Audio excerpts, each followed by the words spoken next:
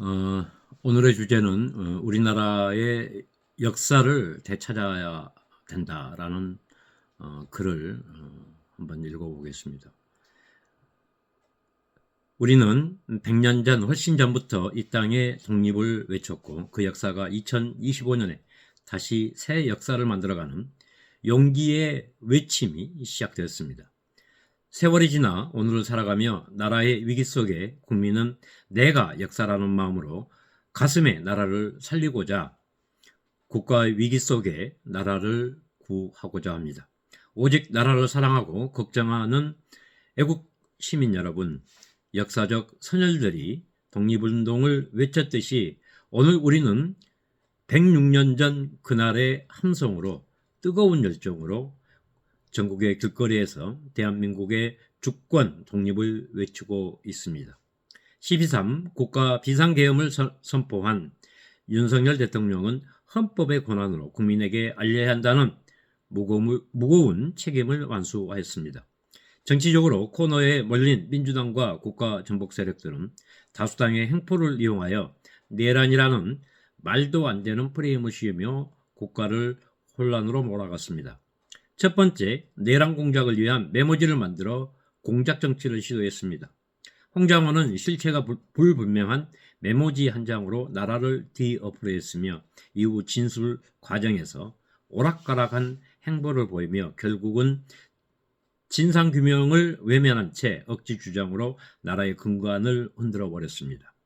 두 번째, 내란 작당을 위한 군을 회유하여 거짓 진술을 유도하였습니다. 김병준은 몇몇 군을 교묘하게 이용하여 실체가 불분명한 거짓 증거들을 만들었고 이들을 해유 선동 협박하여 조작으로 프레임을 구체화하였습니다. 오염된 증거들도 대통령이라는 국민이 선택한 국가기관이자 국군 통수권자의 지위를 훼손하려 했다면 명백한 내란이 되는 것입니다. 세 번째, 공수처를 악용하여 내란의 정당성을 강제하였고 절차적 위반을 하였습니다. 공수처는 딱불 공문이라는 어이없는 조작과 영장 쇼핑이라는 말도 안 되는 내란을 주도하였고 거짓 증언으로 국민을 속였습니다. 관할이든 비관할이든 절차적으로 위반한 사항들은 최고 권력인 대통령의 기능을 불법적으로 막을 수 없는 것으로 국가기관이 스스로 문제를 만드는 상황이 되어버렸습니다. 네 번째, 국회의 입법부가 사기 탄핵을 주도하였습니다. 국회 의결 과정에 탄핵 중요 쟁점인 내란으로 몰다가 심리 과정에서 슬그머니 빼버리고 시간을 단축하고자 억지로 집행하려 한 사기 탄핵을 국회와 헌재가 공모한 것입니다. 가장 문제되는 곳이 입법부였고 국회의장의 독단적 상정이 문제가 될 수 있고 일사 부조리 원칙 등도 입법부 스스로가 법을 위반하며 숫자만 믿고 헌정사상 가장 추악한 범죄를 만들었다는 것에 국민의 신뢰를 잃어버린 것 아니겠습니까? 다섯 번째, 서부지법의 영장 집행 과정에서 사법의 근간을 스스로 무너뜨렸습니다. 영장을 쇼핑했다는 사법의 오명을 만든 서부지법은 심판을 받고 범죄의 단죄를 국민이 끊어내버려야 할 것입니다. 힘 있는 자, 힘 없는 자 다 같은 국민인데 불공평한 짓거리 속에서도 자기들의 범죄는 숨기며 국민한테만 강요하는 독재가 이 나라에 존재하는 것은 비정상적 아니겠습니까? 서부지법은 영장의 청구 형평성에 그동안 문제가 지적되어 왔고 애국 청년들에게도 불공정한 영장 집행은 사법의 질서를 무너뜨린 것으로 전락해버렸습니다. 여섯 번째, 경찰과 국수본입니다. 경찰은 편파적으로 경찰력을 집행하고 특히 서부지법의 경비 과정에서 의심스러운 행동들은 앞으로 경찰의 대대적 인적 교체와 가장 강도 높은 개혁의 대상이 될 것입니다. 국수본의 대통령 영장 집행 과정에서도 지휘권 같은 문제점은 향후 윤석열 대통령의 직무 복귀 후 대대적 개편은 경찰 전반적인 권한을 수술대에 올려야 할 것입니다. 7번째, 검찰의 개혁과 인적 교체는 필연적으로 단행하여 배신자에게 줄을 서서 법의 질서를 파괴했다면 법의 집행자들의 자격이 없는 것입니다. 특수본이란 조직은 대통령보다 민주당, 문재인을 수사하는 것이 우선인데 이들의 범죄에는 뒷짐을 지는 작태는 검찰 스스로를 부정하는 것입니다. 8번째, 여당이자 집권당 개혁입니다. 정당은 정당의 가치와 정부와의 협조인데 지금의 여당은 질이 멸렬할 정도로 숫자가 적다 하여 패배 의식이 존재합니다. 21대 때 99명이라는 의원 숫자로 서해피격 사건을 도와달라 했는데 우리는 하고 싶어도 숫자가 적어요 라고 했었습니다. 그때 저는 나 같은 사람도 목숨 걸고 싸우는데 의원님들이 안 도와주면 어떻게 하시겠습니까? 도와주십시오. 싸울 의지만 있다면 숫자가 아니라 의지와 명분이 필요한 거 아니겠습니까? 분명한 것은 정계 개편이 필요하고 소수라도 전투력에 있는 투사가 우리에게는 절실히 필요합니다. 9번째, 민노총, 정교조 같은 노조의 역할과 정치의 구분을 완전하게 근절시켜야 합니다. 그동안 이들은 노동자의 권리를 주장하며 길거리 투쟁으로 과격함에도 국민이 묵인하였지만 특히 철도 노조나 운송 노조가 파업하면 산업, 교통 전반이 마비되어 실제 산업이 망가지는 폐단이 있었는데 대대적 개선이 필요하고 실질적 하위 노조원들의 인권 보장 같은 부분으로 축소돼야 합니다. 노조가 정치의 투쟁으로 변질되고 폭력이 난무하는데도 불구하고 경찰은 보고만 있는 상황은 이제 바꿔야 합니다. 이번 사태를 보고 나면 좌파들은 내버려두고 우리 자유우파 시민들만 인권 탄압을 너무 강도 높게 하고 있습니다. 이것은 분명하게 바로 잡아야죠. 어떻게 한 국가의 경찰 공권력이 사람을 편가르고 폄하하면서 이런 못된 짓거리를 하겠습니까? 경찰의 조직은 완전하게 교체돼야 한다고 저는 강력하게 주장을 합니다. 10번째, 시민사회단체의 좌파 성향 활동은 국민의 인권이 아닌 정치적 투쟁의 도구로 특정 정당만 위한 전위부대로 전락한 부분을 우리가 바로 잡아야 합니다. 말이 시민단체이지 이건 선동과 조작의 앞잡이 역할에 혈안되어 있지 않겠습니까? 분명하게 시민사회단체가 시민으로 또 사회의 어떤 품으로 돌아갈 수 있는 그런 명분을 만들어 가야 되겠죠.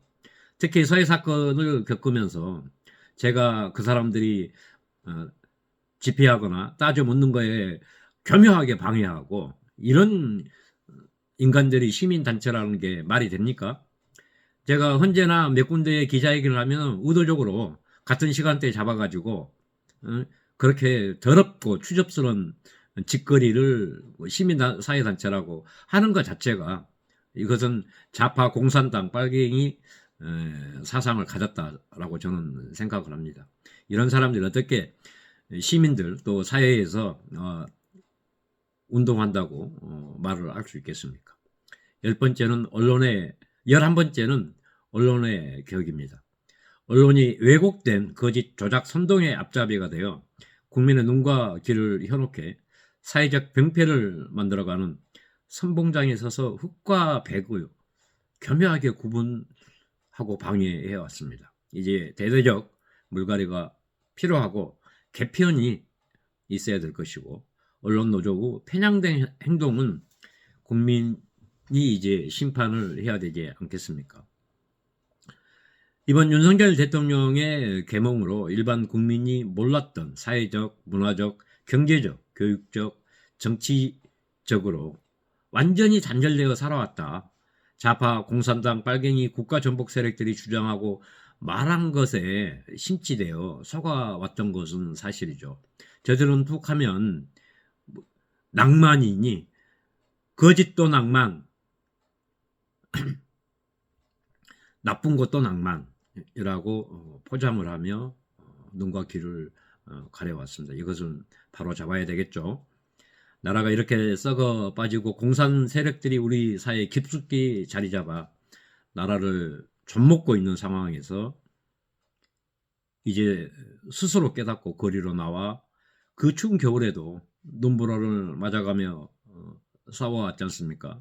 스스로 계몽되었다.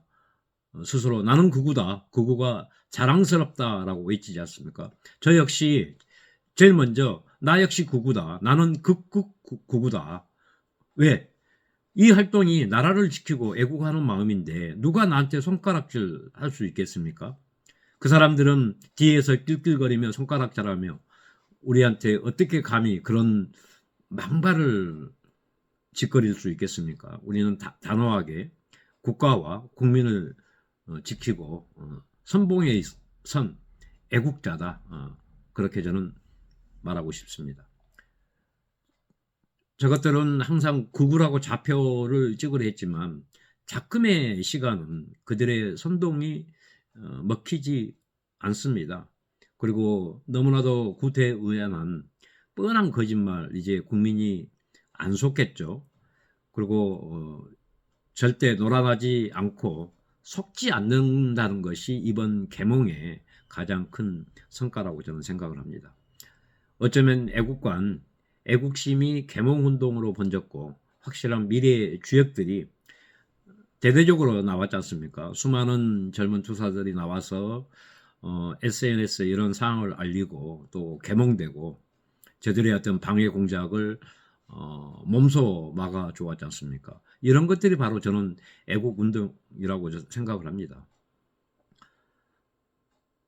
자연스럽게 세대 교체와 지역 갈등의 해소가 좀 더 발전된 그리고 우리가 탄탄한 국가 간으로 자리 잡아 또 이런 것들이 하나의 문화가 형성되는 거 아니겠습니까? 국가가 없으면 국민도 없습니다. 그리고 기업도 없고 회사원도 일자리도 없을 것입니다. 우리는 이런 비극의 역사를 가지고 살아온 민족이라는 거 절대 잊으면 안 될 것입니다. 우리가 보통 신드롬 하는데 어떤 사람에게는 신드롬이 허상일 수 있고 또 위기 속에 역사적 신드롬은 빛을 발합니다. 이번에 수많은 그 애국적 선지자들이 나와서 국민을 계몽시키고 국민들한테 함성을 띄워서 애국하는 마음 다 같이 나라를 살리자라는 그런 외침을 우리가 듣고 우리가 따라 행동하고 있지 않겠습니까? 이런 변화의 기회를 잡은 자유대한민국은 앞으로의 역사와 미래가 밝다라고 저는 생각을 합니다. 이제 역사는 새롭게 펼쳐질 것입니다. 우리 모두가 국가와 우리를 위하는 마음으로 애국운동에 동참했으면 감사하겠습니다.